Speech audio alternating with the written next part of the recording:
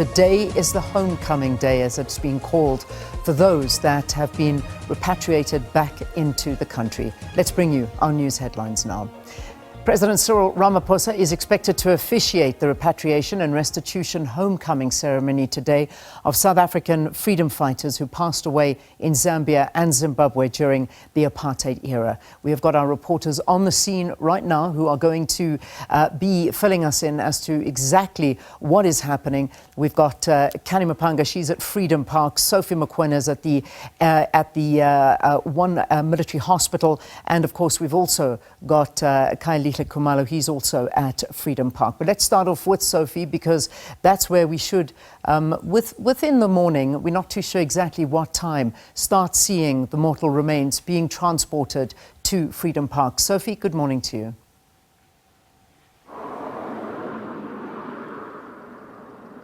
Well, Leon, yes, indeed, we are still here at the one military hospital here in Pretoria.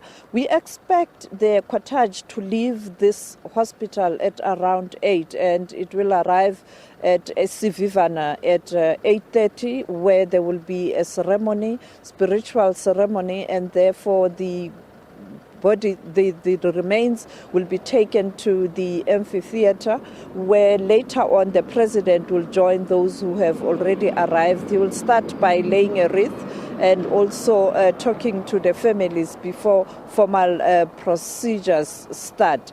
But let's look at what we know now in terms of some of the mortal remains of people who are here. We know that I want to make an example of Mr.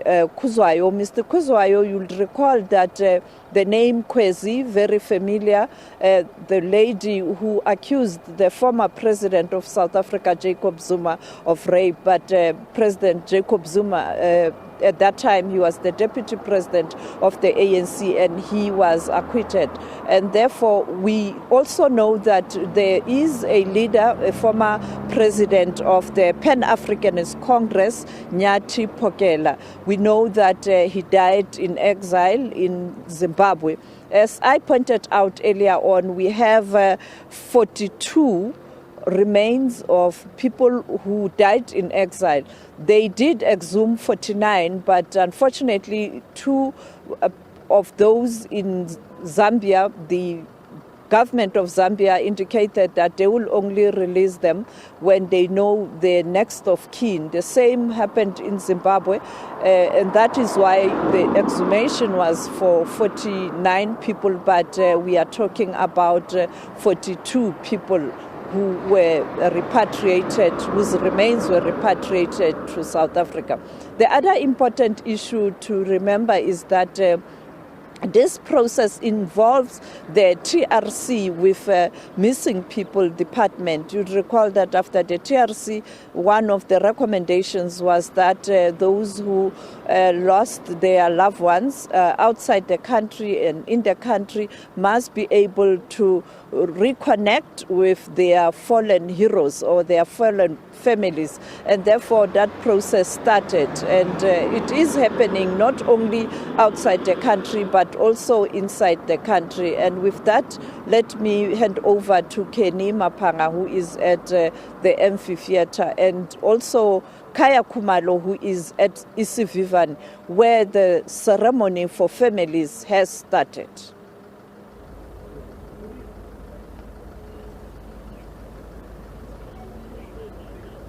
Line died again. Well, thank you very much to our international editor, Sophie Mokoena, who has linked to us here at the amphitheater, where there isn't much activity taking place. Of course, we have some lights now, so we are able to show you a better picture of the amphitheater as they prepare once again for those mortal remains to make it to Freedom Park. This is this historical site that is a preservation of South Africa's storytelling, or its nation, a preservation of the culture, the rich legacy of our country, and of course, the sacrifice made by heroes and heroines as they fought in the liberation struggle. As I stated earlier, these doors were opened in December 2007, and it's billed as a memorial to honor those who sacrificed their lives to win South Africa's hard-won freedom. Now, we expect at 10 a.m. this morning that the president, along with the beneficiaries will be seated there in the front row. And of course, to my far left, that is the space that it is designated for the family members of the just over 40 members of the MK, or the Liberation Heroes,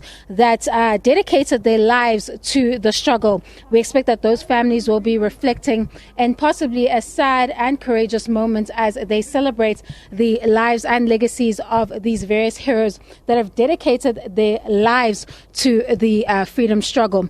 Of course, we expect that that program will start at 10 a.m. this morning when some of those mortal remains come. We have seen that some family members are starting to make their way into the venue. We know that they are starting at the Isivivane site, where my colleague Khayelihle Khumalo is standing by with a couple of people that have gone there to pay their last respects. Over to you, Khaya, standing by the Isivivane site. Well, certainly. Thank you so much, Kenny. As you can see, really, this is a very sacred space where we're positioned. As you can see there, it's the interfaith ritual, the preparations really in full swing. So we just see that it's a very important moment for this particular place. As you know, that it is indeed a shrine, but really just to get an understanding of what is happening, Leanne, we're going to be joined now by the CEO of Freedom Park, really just to get a sense in terms of what is happening now, just in terms of the symbolism. So once again, Jane, thank you so much for your time. Let's look at the importance of what is underway right now. The various faith communities are going to pray and perform rituals. These rituals symbolizes the complete process. As you know, the remains that were exhumed, even in Zambia and in Zimbabwe, these rituals were performed to carry the spirits along. And today, those spirits will be symbolically laid at this space, which is a sacred space called Isivivane.